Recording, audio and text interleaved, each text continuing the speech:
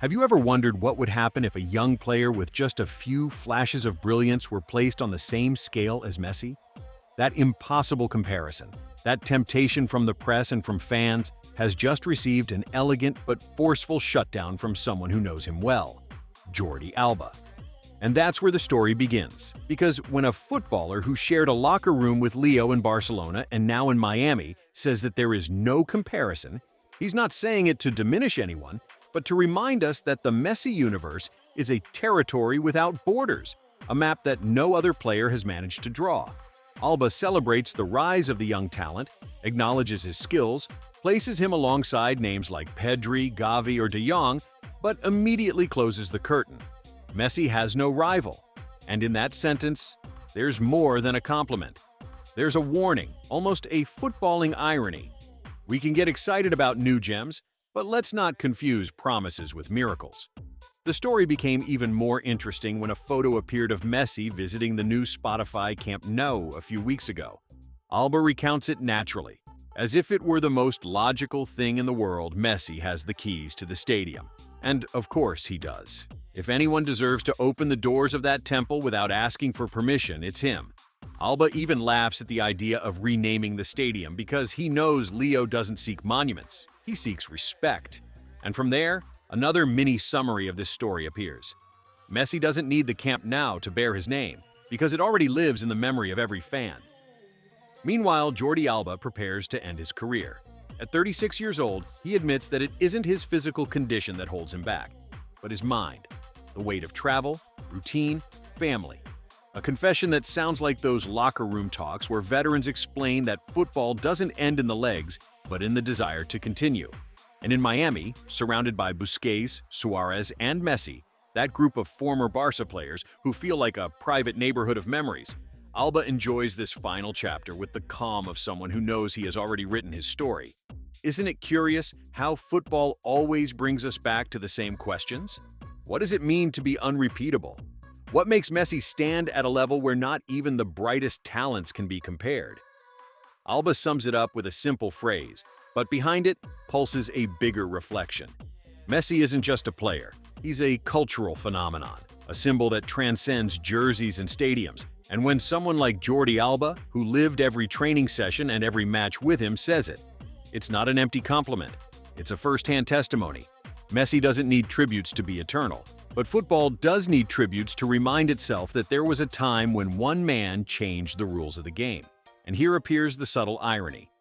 While we discuss whether Lamine Yamal can be the new Messi, Jordi Alba himself reminds us that there is no new Messi, because the original is still playing, still scoring, still being the point of reference.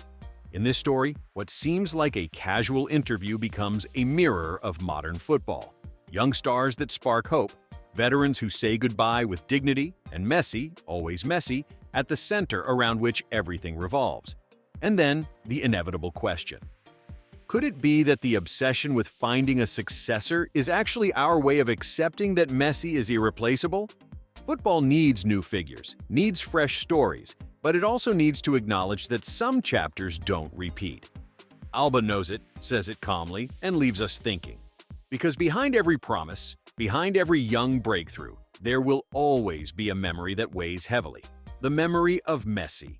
And if we think about it coldly, what Jordi Alba said isn't just a phrase about Messi, it's a reflection of how modern football works. Because every time a talented kid appears, the first reaction is to look for a resemblance, a mold, a mirror in which to fit him. And of course, the biggest mold of all is Messi. But there lies the paradox. The more we try to find a successor, the more obvious it becomes that one doesn't exist. It's like wanting every striker who appears to be the new Maradona, and in the end, all we accomplish is loading him with an impossible backpack to carry. Alba, with his experience, understands this. Celebrating Lamine Yamal doesn't mean placing him in the same showcase as Leo. It means recognizing that football needs new stories without erasing the original. What's interesting is that this reflection leads us to think about how football builds myths. Messi didn't become a myth because of one isolated goal or one brilliant season, but because of a consistency that defies logic. Year after year, match after match, he reinvented what seemed unreachable. And when someone like Alba says there is no comparison, what he's actually saying is that Messi isn't a player within history. He is history itself. Isn't it curious that even those who shared a locker room with him speak as if they were writing a legend rather than describing a teammate? And here comes another layer, the tribute still pending. Alba mentions it naturally, as if it were inevitable. And it is, because football, which so often forgets its idols, knows that with Messi it cannot make that mistake. His departure from Barca was painful, almost a breakup. But the tribute will come, and when it does, it will be more than a symbolic act. It will be the confirmation that Messi belongs as much to the present as to the past. Because while others need statues or stadium names, Messi needs only a ball and a memory. The reflection expands when we think about Alba living alongside that Barca group in Miami. It's not just nostalgia, it's almost a laboratory of football memory. Busquets, Suarez, Messi, and Alba sharing a neighborhood, matches, and dinners are proof that football is lived off the pitch too. And from there arises another rhetorical question. Could it be that this coexistence is the true tribute, more intimate and real than any official ceremony?